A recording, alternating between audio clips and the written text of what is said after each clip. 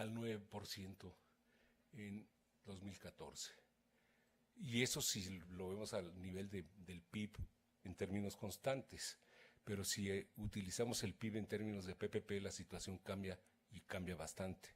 Es decir, si eliminamos la distorsión que implica el tipo de cambio, y sabemos que en la economía norteamericana ha tenido un tipo de cambio sobrevaluado y que se acusa a China y se dice que China ha tendido a tener un yuan devaluado, entonces por tanto el PPP tiende a modificar radicalmente la participación en la producción. Y en este caso Estados Unidos produce en 2014 el 16.04% del PIB, pero China produce el 16.96%, es decir, ya no es la segunda economía mundial, es la primera. Ahí está, la grafiquita se cruza precisamente en el curso de la crisis de 2007, es decir, de esta crisis, de la crisis global.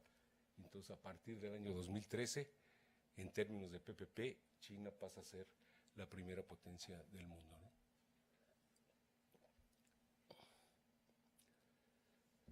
Es la misma gráfica tomada de otra fuente, pero ahí se ve claramente el cruce. Es decir, mientras antes podía decirse que Estados Unidos estaba todavía arriba de China, ya no lo es el caso. Estos son los datos del PIB de China a lo largo desde 1979, que como sabemos han sido tasas muy altas, que a veces rebasan el 15% y ahora se mueven alrededor del 6, 5, 7%, ¿no? Esas son las proyecciones que, por ejemplo, hace un análisis del Banco Central Europeo en un estudio donde pues, proyectan estas tasas de crecimiento para China hasta 2020, que no lo hacen bajar del 6%. Todo esto es una discusión, e insisto, cómo saber si en realidad están creciendo el 6 o el 7, o están creciendo el 3 o el 4, como dicen algunos analistas de la banca o analistas occidentales. Es muy difícil llegar a una conclusión, porque no tiene uno los elementos para. Pero aún creciendo al 3 o 4, esas tendencias de superar a Estados Unidos no se modificarían, al menos en el corto o mediano plazo, ¿no? Este es muy interesante también, es el valor agregado en la manufactura en tres países, China, Estados Unidos y Japón. Como ven, ahí también a partir de 2009, el valor agregado en manufacturas es superior en China al que es en Estados Unidos y por supuesto también muy superior al de Japón. O sea, este dato enfocado a manufacturas valida la otra tesis de que a nivel de PPP China es ya la potencia líder. Bueno, están los datos también que ya he presentado en alguna otra ocasión de la importancia de China como exportador. Obviamente es el primer exportador del mundo. Ahí se ve en la gráfica. Obviamente la Unión Europea ya agrupada exporta más, pero pues ya sabemos que finalmente la Unión Europea pues es un proyecto y es una aspiración, pero también es en muchas medidas una ficción. Entonces, en términos de países, China está muy por encima de cualquier potencia capitalista europea, sea Alemania, la líder dominante de Europa, está muy por encima de la participación en el mercado mundial que tiene Alemania, ¿no? Como se puede ver por acá, Alemania tiene el 7.9% de las exportaciones. Recordemos que no hace mucho Alemania llegó a ser el primer lugar en exportaciones. Ahora está muy por abajo de China, casi la mitad. Ahí está la balanza comercial de China. ¿Y qué es lo que vemos? Bueno, en primer lugar, un crecimiento enorme del comercio y un excedente comercial muy fuerte que continúa a pesar de la desaceleración de la economía china. Es decir, eso es algo que hay que tomar en cuenta, ¿no? Si bien China se ha desacelerado y ha perdido reservas monetarias en el momentos cumbres de la volatilidad financiera, conserva un alto superávit comercial que le permite seguir acumulando reservas, ¿no? En exportación de manufacturas, pues también la participación de China es muy importante. ese no, está mal planteado, ese no.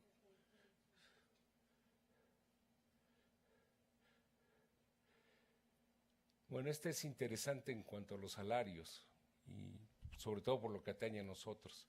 Si el costo, los salarios mensuales en China están por encima de nuestros salarios, del de Malasia, de Filipinas, Tailandia y Vietnam. Entonces esa idea de que China tiene los salarios más bajos fue cierta en un momento. En este momento el salario mexicano real es más bajo que el salario chino, ¿no? Aquí es la participación de las transnacionales o de las firmas extranjeras en la producción total en China, que es importante, 25%. No se aclara si son firmas totalmente extranjeras o son firmas mixtas con el Estado chino o con capitalistas chinos, pero obviamente es una participación importante. La participación de estas mismas empresas en las exportaciones también es muy alta, 50%. En fin, ya no sigo con esto porque me voy a comer de lo que me queda de mi tiempo. Ahora, como lo que se me había pedido es que avanzara en las cuestiones financieras, retomaría ese tema. Entonces partía yo de la tesis o de la hipótesis de que China es la potencia líder en el terreno económico, que es líder en el comercio mundial de mercancías, de que tiene una presencia cada vez mayor también en la exportación de capital, sobre todo en forma de inversión extranjera directa. Es decir, no solo en cuanto que es quizás el mayor recipiente de inversión extranjera directa en el mundo por encima de cualquier otro país, sino porque empieza a tener un lugar destacado en la exportación de capital, ¿no? Sobre todo en la forma de inversión extranjera directa, o sea, no solo recibe mucho capital extranjero, sino empieza a exportar mucho capital extranjero, ¿no?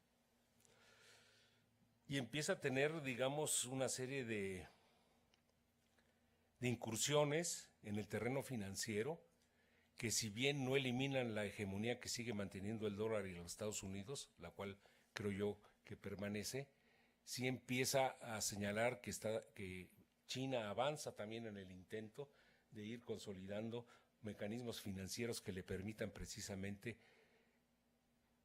erosionar la hegemonía norteamericana e ir construyendo la idea que ellos incluso postulan a nivel político de la necesidad de un mundo multipolar o tripolar o como le queramos llamar, ¿no?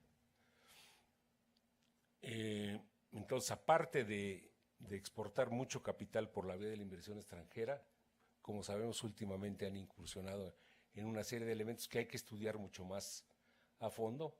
Una muy importante es la creación de este banco de desarrollo, el Asia Infrastructure Investment Bank, que incluye a muchos países de Asia importantes, Filipinas, Tailandia, etcétera, o sea, de su zona, pero incluye también a países capitalistas importantes que se mueven generalmente en la órbita de los Estados Unidos, como es el caso de Nueva Zelanda, probablemente de Australia, que esté estudiando si se incorpora o no a este banco, y sorpresivamente también, cosa que molestó mucho a los norteamericanos, de la Unión del Reino Unido, de Inglaterra, que se afilia a este Banco de Desarrollo Global de Infraestructura, que no sabemos qué efecto va a tener sobre el otro banco que querían crear los chinos o que estaban creando, que es el Banco de los BRICS. Probablemente pase lo que pasó con el Banco del Sur, con Brasil, que abandonaron el proyecto del Banco del Sur para irse a los BRICS.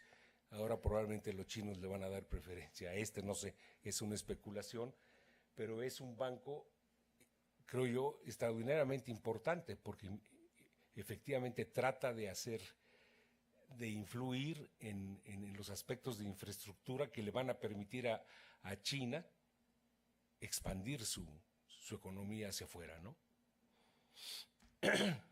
El otro es el famoso Fondo Soberano, que es uno de los más grandes del mundo y que opera a nivel de los mercados financieros internacionales. Ya voy terminando. Entonces, La preocupación con el Banco de Desarrollo, sobre todo, estaba yo leyendo una nota, viene del lado del Banco Mundial y del Fondo Monetario Internacional. Sienten que la creación de ese banco los margina. ¿Por qué? Porque va a manejar recursos incluso superiores a los que está manejando el Banco Mundial. Y eso es un hecho. Ya en la actualidad China, como agente crediticio, proporciona mayores recursos que el Banco Mundial.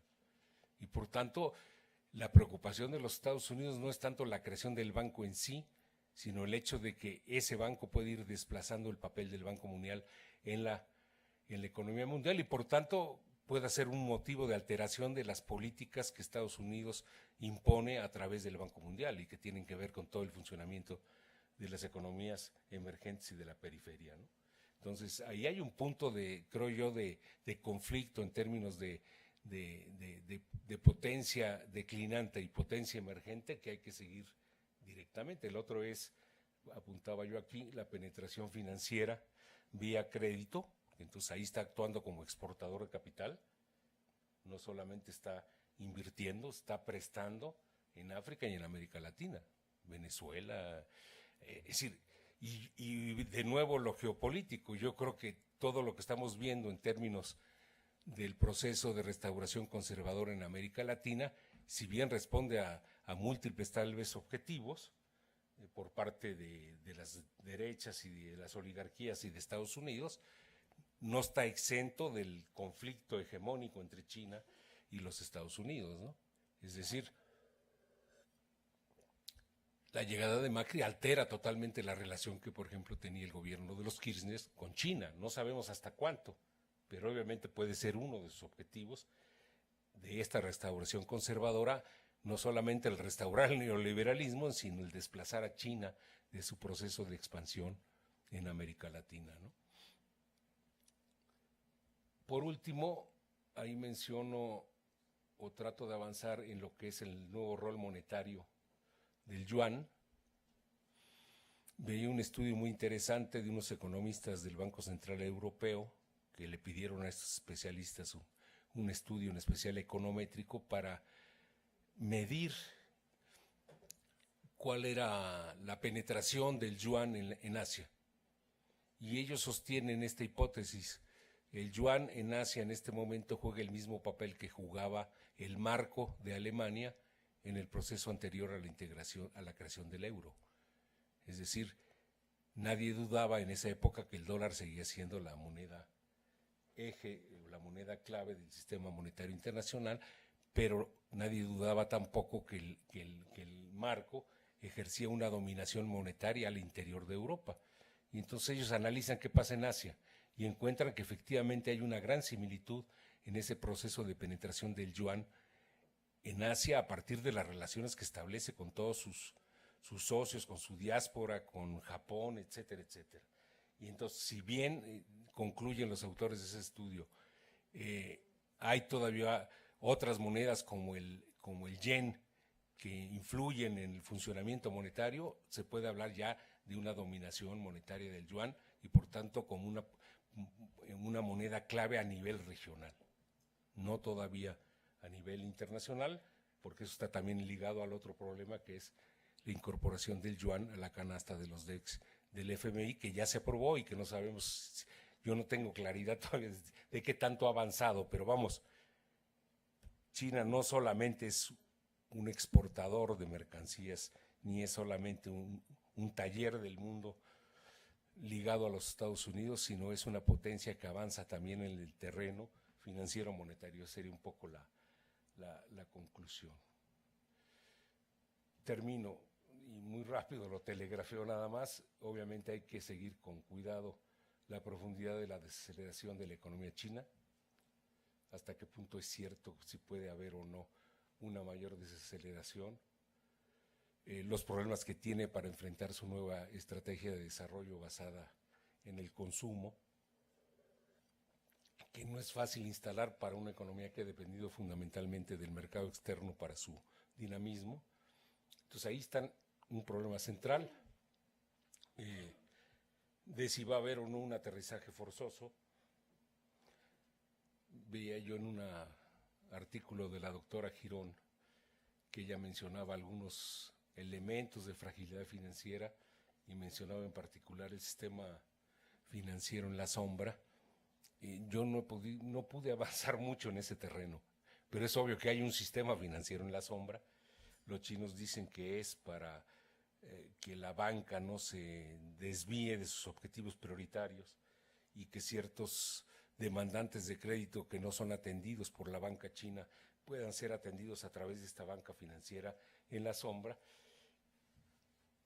Y bueno, entonces ahí lo dejo simplemente planteado, terminando por decir también que todas estas cosas, entonces tenemos esos problemas de la economía china, dejemos de lado lo del colapso ambiental, que también es un problema en China muy fuerte, pero lo dejo en términos del nuevo escenario geopolítico que se está dando en el mundo. Yo creo que definitivamente hay una simbiosis entre los intereses chinos y los intereses norteamericanos que se ha construido precisamente en el contexto de la globalización, pero que eso no quiere decir que por fuerza los elementos de simbiosis, incluso ideológicos, o sea, una burguesía china en algunos aspectos muy occidentalizada, como lo señala Petras, que puede ser un peligro para el propio desarrollo chino, pero se trata de una potencia con autonomía, y eso lo ha demostrado, lo demuestra día con día. Entonces estamos en un nuevo escenario geopolítico en donde aparece China sin quererse enfrentar totalmente a Estados Unidos, pero sin defender las posiciones norteamericanas. Y con un aliado que es Rusia, que tiene el poder atómico y que está redefiniendo el devenir político en muchas áreas del mundo, como fue el caso de Ucrania o como es el caso de Siria, en donde, como decía Robert Fisk en su última columna, los malos derrotaron a ISIS, ¿no? Y los buenos pues no saben qué hacer. Entonces, pues muchas gracias y eso sería todo. Pues también muy interesante. Yo tengo algunas preguntas para el final de la discusión. Bueno, no son unas preguntas para que pudiera existir el debate, pero no sé si se puede. Ahorita ver, ya comento bueno, la dinámica. Sí, después, ahorita vas tú y voy a leer tu currículum. A ver, después de lo que les parece. Sí, vamos a cambiar. Alicia Girón González, investigadora del Instituto de Investigaciones Económicas, es licenciada en Economía por la Facultad de Economía, posgrado en Estudios Latinoamericanos por la Facultad de Ciencias Políticas y Sociales, catedrática de la Facultad de Economía y tutora del posgrado en Economía, Estudios Latinoamericanos y Ciencias de la Administración de la UNAM. Sus principales líneas de investigación son economía fiscal y financiera y economía del género en relación con los circuitos financieros a nivel macroeconómico y microeconómico. Es directora de Problemas del Desarrollo, Revista Latinoamericana de Economía y coordinadora del Seminario Universitario de Estudios Asiáticos. Bienvenida. Y va a hablarnos de Japón y China, sistemas financieros en transición. Bueno, gracias Marisa por la presentación. Sí, la dinámica es la siguiente. Nosotros terminamos esta mesa, quizás muy breves preguntas. Viene la conferencia magistral y posterior a la conferencia magistral va a haber una mesa de debate. La va a moderar la maestra Patricia Rodríguez y en esa mesa de debate volvemos a subir a la mesa junto con el ponente el ponente magistral para hacer comentarios entre nosotros, pero también con el público. Entonces, la idea es seguir profundizando y debatiendo el tema. Bien, bueno, yo quisiera comentarles, bueno, también no lo dije al principio, pero esta parte del seminario lo iniciamos en enero, tuvimos un primer encuentro entre todos los participantes exponiendo los temas y cómo lo íbamos a abordar, y después en esta parte es ya tener los avances porque la idea principal pues es sacar una publicación precisamente sobre la competencia financiera global y regional de los modelos financieros post-crisis y principalmente centrándonos en lo que pasa posterior a la crisis. A ver cómo está esto.